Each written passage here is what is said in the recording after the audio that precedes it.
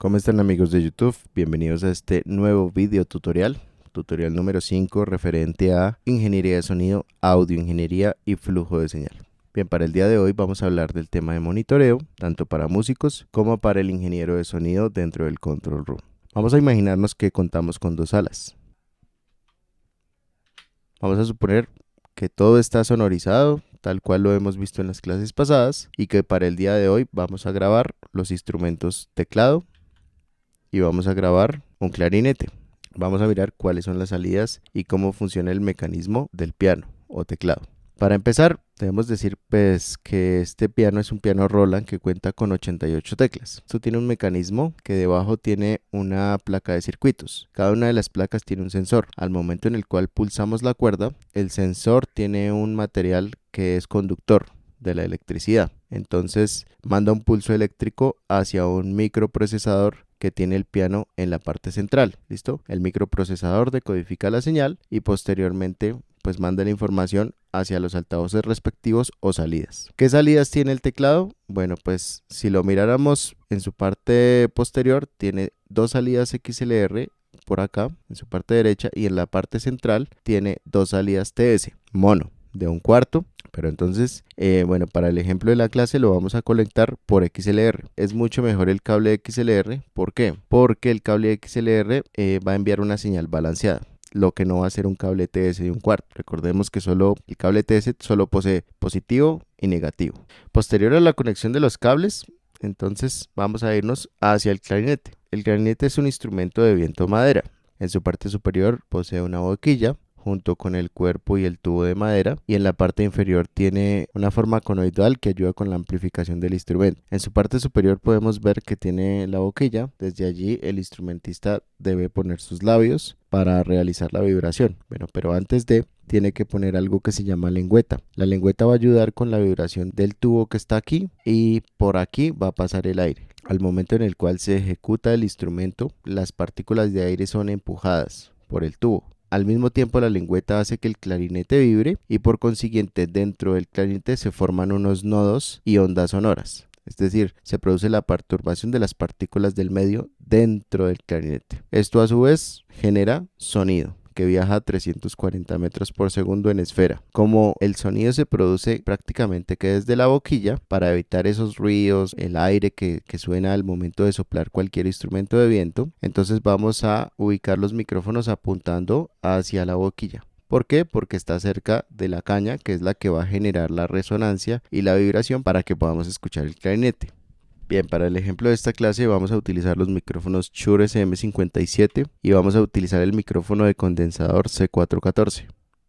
La razón por la cual vamos a escoger estos micrófonos adicional a la curva de ecualización con la cual cuentan es debido a su sensibilidad. Entonces, como sabemos, no queremos capturar los ruidos problemáticos generados por el instrumentista al momento de soplar el clarinete. Por consiguiente, lo mejor es escoger un micrófono dinámico que tenga poca sensibilidad. Entonces yo dejaría el Shure SM57 más o menos a unos 5 centímetros de la boquilla, y el otro micrófono, que es el C414 con frecuencia plana entre 200 y 1000 Hz, lo dejaría hacia atrás, porque ese micrófono sí tiene bastante sensibilidad por ser solamente micrófono de condensador. Lo vamos a ubicar hacia atrás más o menos unos 10 centímetros del clarinete. Recordemos que este instrumento, al ser un instrumento de viento, va a resonar muchísimo. ¿Listo? Este instrumento tiene mucho volumen, por consiguiente pues debemos dejar un poquito más atrás los micrófonos y no acercarlos demasiado hacia el clarinete. Bien, posterior a que ya elegimos los micrófonos, entonces vamos a conectar cable XLR.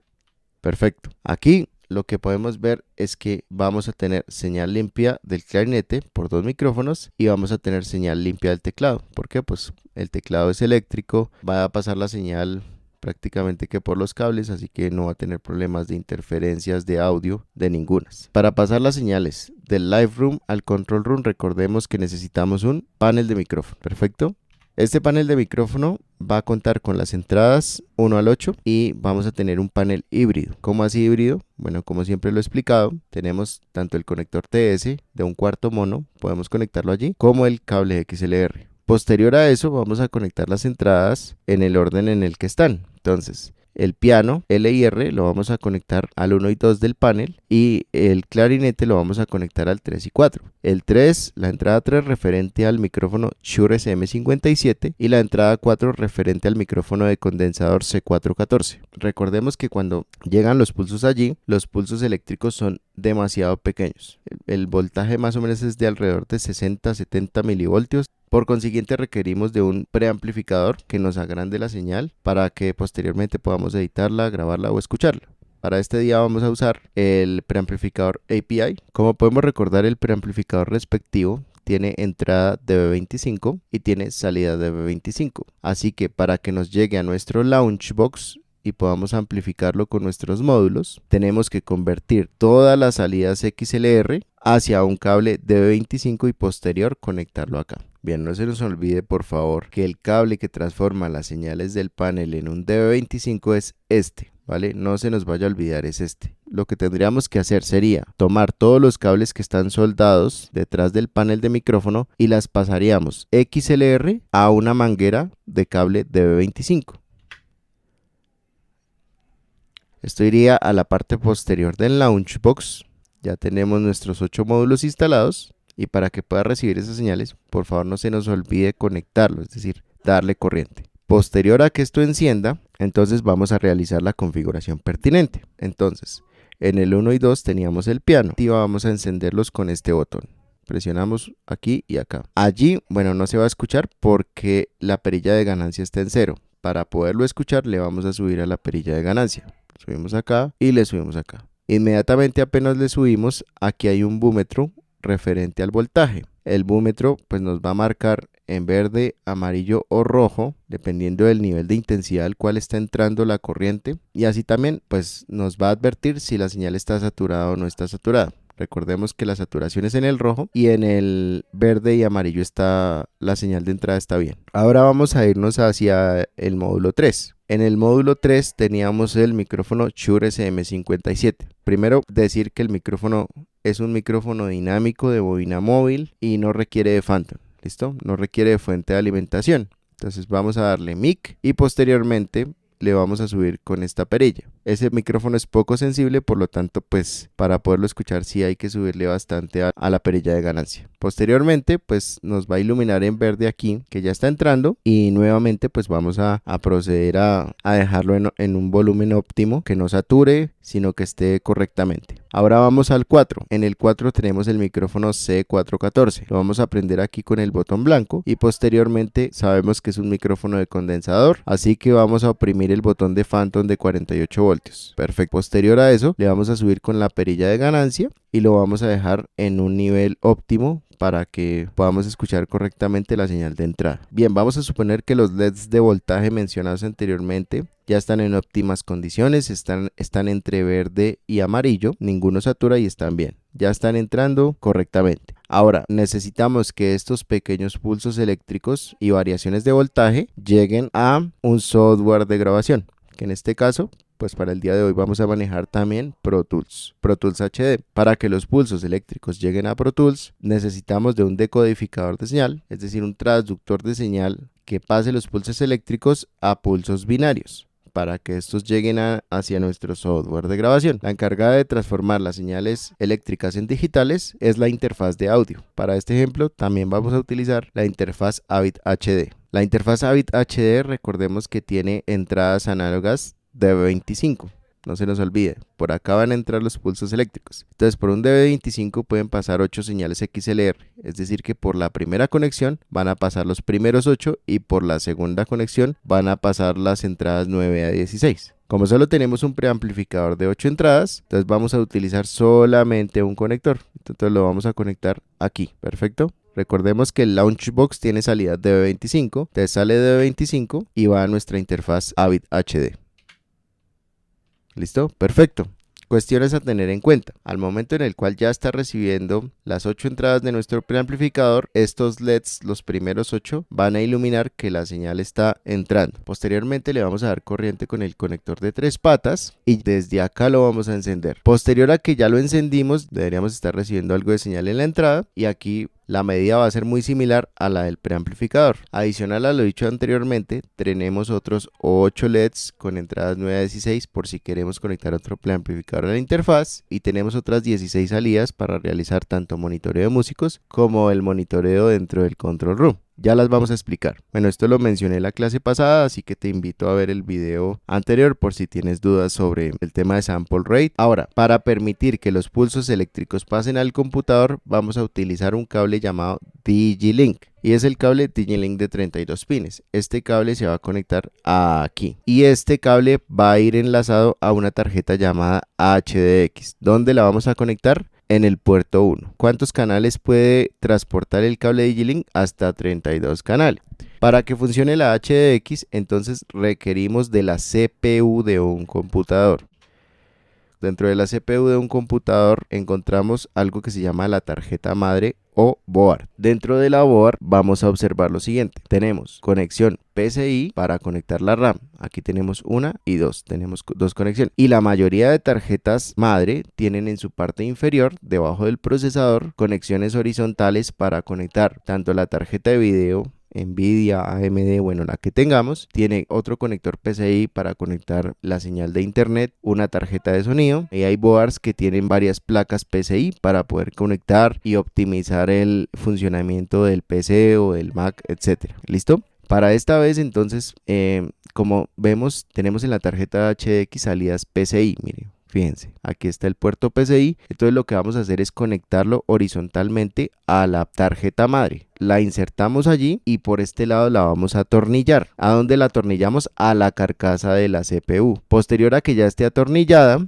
entonces vamos a encender el computador, lo prendemos, vamos a dar por sentado de que tenemos ya instalado Pro Tools HD, vamos a abrir el software de grabación y vamos a abrir el administrador de dispositivos para buscar el tema del sonido. Allí ya debe haber identificado la placa HDX junto con la interfaz AVID HD. Al momento en el cual el sistema operativo reconozca el dispositivo conectado, entonces vamos a ir a Pro Tools HD hacia los periféricos y vamos a realizar el seteo y revisamos que efectivamente la interfaz AVID HD esté entrando a nuestro computador. Posterior a eso, vamos al I/O. Bien, amigos de YouTube, entonces como les venía diciendo, en la parte superior vamos a tener la interfaz AVID HD que va a tener 16 entradas. ¿Listo? Y en la parte izquierda debemos declarar los preamplificadores que van en conexión hacia la interfaz AVID HD por el conector DB25. Vamos a presionar el comando Command Shift N.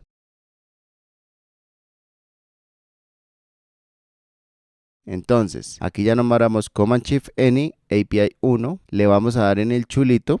Y generalmente esto aparece automáticamente, pero si no aparece le damos acá y aquí nos va a aparecer ya pues que la señal ya está pasando por allí. ¿Listo? Luego API 2 la declaramos, va con la entrada 2 de la interfaz AVID HD, API 3 con la entrada 3, API 4 con la entrada 4 y API 8 con la entrada 8. Luego le vamos a dar a aceptar. Posteriormente hacemos 4 canales en Pro Tools referentes a 2 canales de teclado y 2 de clarinete. Vamos a obturar los canales y vamos a revisar que esté entrando señal. Perfecto. Bueno, ya tenemos eso claro. Entonces ahora nosotros debemos recordar algo que vimos en sesiones anteriores. Y es que los músicos están tocando aquí, pero yo soy el ingeniero que estoy acá. Yo no escucho de momento nada de lo que están tocando ellos en el live room.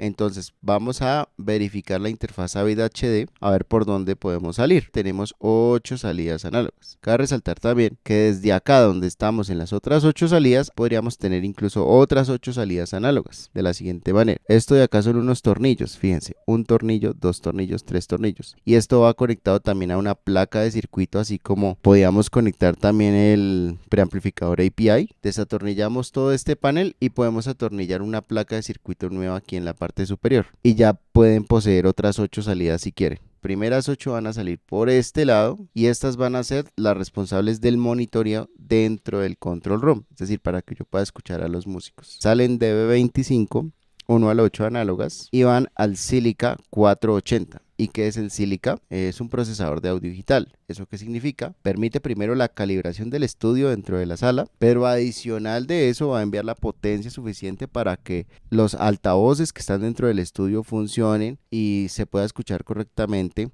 bueno, lo que está pasando en estudio. Entonces, en las clases pasadas teníamos una señal de 2 vías que era una señal estéreo. Cuando tenemos 4 vías diferentes, tenemos un quad. Cuando tenemos 5 vías diferentes, tenemos un 5.1 surround. Cuando tenemos 7 vías diferentes, tenemos un 7.1 surround. En esta ocasión, tenemos 5 vías diferentes más el subwoofer. Entonces, vamos a programar el procesador de sonido para que pueda enviarnos señal análoga, no la divida en 5 y podamos escuchar en 5.1 surround, tanto con el sub como con los altavoces activos. Bien, para esta ocasión vamos a utilizar los altavoces Adams Series S. Entonces, en el altavoz, en su parte de atrás, tenemos conector XLR con su respectivo nivel y aquí en esta parte, pues conectamos nuestro conector genérico de corriente de 3 patas normal al enchufe de nuestro estudio, listo para darles corriente.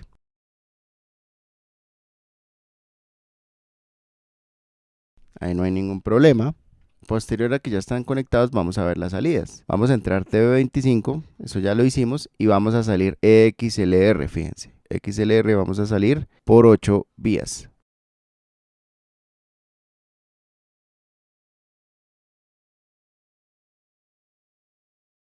Entonces vamos a conectar los amplificadores en el siguiente orden. Van así. Entonces conectamos el primero, así como lo vemos tal cual, imagínenselo como está en su estudio. Este va a ser el altavoz Adams Serie S LS. ¿Listo? Altavoz Adams Serie S L, luego el altavoz central, luego va el altavoz R derecho, va el subwoofer y por último va el altavoz RS. ¿Perfecto? Entonces irían así. Perfecto, muy bien. Vamos a demarcarlos. Entonces, como les decía, salida 1 del sílica iría al L, salida 3 del sílica iría al central, salida 5 del sílica iría al derecho, salida 6 del sílica LS, salida 7 del sílica RS, salida 8 del sílica subwoofer. Bueno, amigos de YouTube, entonces voy a explicar el sílica en su parte frontal. Bueno, en la parte derecha tenemos una pantalla LED en donde, bueno, vamos a poder observar las diferentes opciones que tiene el dispositivo y podríamos también hacer un cambio de preset si queremos. ¿Listo? ¿Cómo lo hacemos? A través de estos botones. Con los botones del menú vamos a poder navegar entre una opción y otra y desde acá vamos a poder hacer los cambios con los botones de la parte inferior. ¿Listo? Ya cuando hagamos el cambio que requerimos le damos Enter y posteriormente le damos al botón salir. Y en la parte izquierda vamos a tener 2 paneles. ¿Listo? Entonces recordemos que en el sílica en su parte posterior tenemos 4 entradas XLR. Entonces esas 4 entradas van a ser controladas por estos 4 LEDs. ¿Listo? Aquí vamos a poder ver el nivel de señal de entrada al cual está llegando. Con los botones de abajo podemos mutear o desmutear cada uno de los canales si lo deseamos. Muy bien, entonces en el panel central, que es el que nos interesa, vamos a tener la salida de nuestros altavoces de estudio, que recordemos que tenemos un 5.1 que está saliendo por 6 vías. Cada uno de los que está acá va a ser nuestro altavoz. ¿Listo? Recordemos el orden en el que los teníamos: 1, 3, 5, 6, 7 y 8, es decir, el sub estaría en el 8. Al igual que en la entrada, pues tenemos nuestros respectivos LED que nos van a avisar si está saliendo saturado, si está saliendo cerca de la saturación o si está en verde y está saliendo correctamente. Recordemos que amarillo y verde está bien, ¿vale? Rojo ya está distorsionando. Bueno, por último decirles pues que en los estudios de grabación se encuentra este dispositivo de salida y de calibración, pero entonces aquí arriba cuando muteamos se ve así como está acá. Cuando el LED esté rojo completamente en su parte superior, quiere decir que está muteado.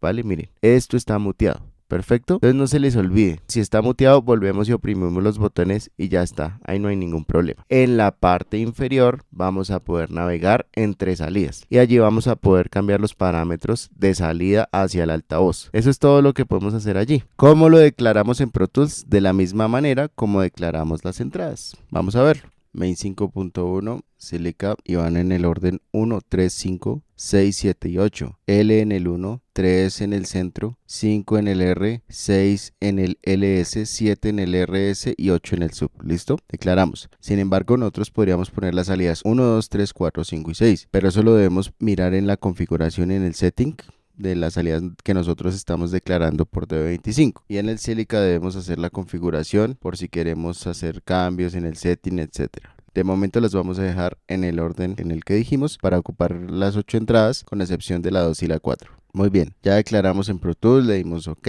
ya tenemos salida.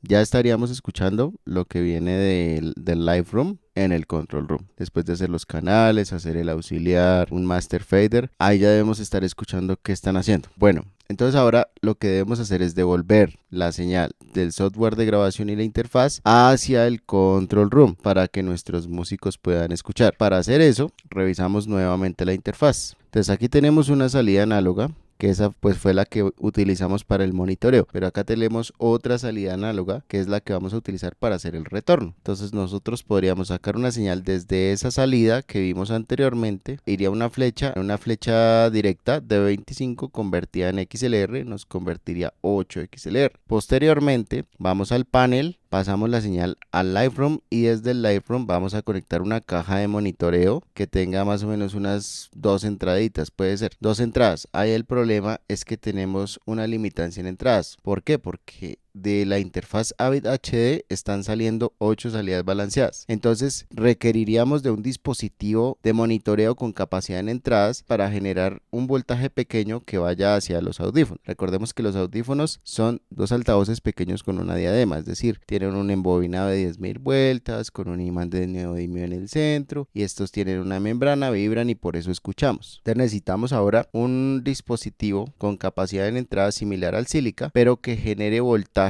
para audífonos. Bueno, ese dispositivo se llama Hearback. Para conectarlo vamos a sacar un cable de la salida de B25 que dijimos anteriormente y vamos a conectarlo a la entrada del Hearback. ¿Cuál entrada? Pues vamos a revisar aquí. Bien, aquí en nuestro Hearback tenemos entradas de B25 para conectar nuestras entradas análogas que estarían entrando 8. Entonces estarían normalizadas, salidas 9 y 10 de la interfaz, A1 y 2 del Hearback, todos en orden, ¿listo? Salida 11 y 12 normalizadas a entradas 3 y 4, salidas 3 y 14 normalizadas a salidas 5 y 6 y salidas 15 y 16 normalizadas a entradas 7 y 8. Aquí tiene el botón pues que si queremos que la señal entre análoga por ADAT o Hearbus, ¿vale? ADAT es óptica, análogo es de 25 por donde estamos entrando y Hearbus es si estamos linkeando es decir, estamos haciendo una copia del Hearback hacia otro Hearback, ¿listo? Eso significa Hearbus. Por el momento lo ponemos en análogo, es decir, en el centro para que nos genere solamente el Hearback para este dispositivo nada más. Detrás del Hearback tenemos nuestras 8 salidas, ¿listo? Entonces aquí van a salir Ethernet 1, 2, 3, 4, 5, 6, 7 y 8. Cada Ethernet tiene la capacidad de enviar salidas digitales, ¿listo? ¿Por qué protocolo? Por protocolo Cat5. Entonces eso significa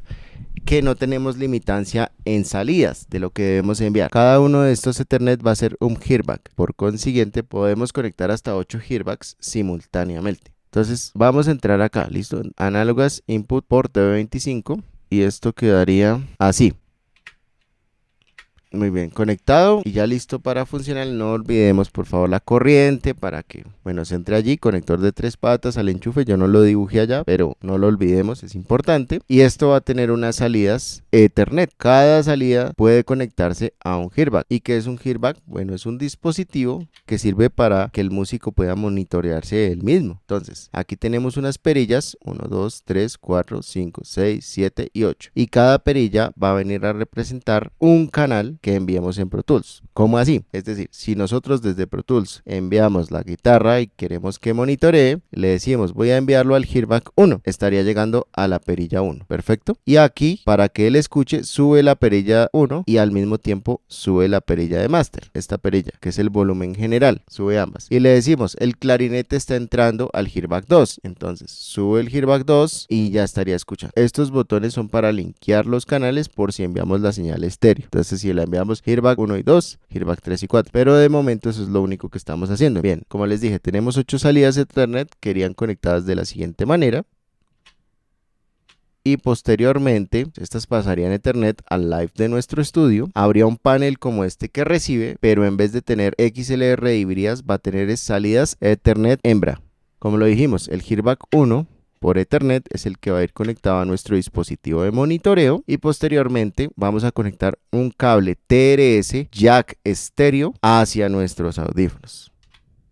Para que podamos configurar esa salida, tendríamos que ir a Pro Tools, ¿vale? En Pro Tools, así como declaramos las salidas en el I/O, debemos hacer lo mismo con el Hearback. Entonces, vamos a declarar nuestras 8 salidas de la interfaz conectadas al Hearback. Ya sabemos que el orden es 9 y 10, 11 y 12, 13 y 14, 15 y 16. Como estamos enviando por el Hearback 1 en mono, entonces tendría que salir mono por el 9 referente a la entrada 1 del Hearback 1, perilla 1. Estos que van acá, digamos aquí sí se iluminan los LEDs. Si lo enviamos al 1 se ilumina el LED del 1. Si lo enviamos al 2 se ilumina el LED del 2. Si lo enviamos al 3 se ilumina el LED del 3. Pero estas flechas que están acá son un duplicado de la señal que genera el Hearback desde Pro Tools. Eso no lo olvidemos. ¿Listo? No es que sea un canal independiente. Entonces aquí tenemos 8 duplicaciones del mismo Hearback. ¿Cómo así? Entonces vamos a verlo desde Pro Tools.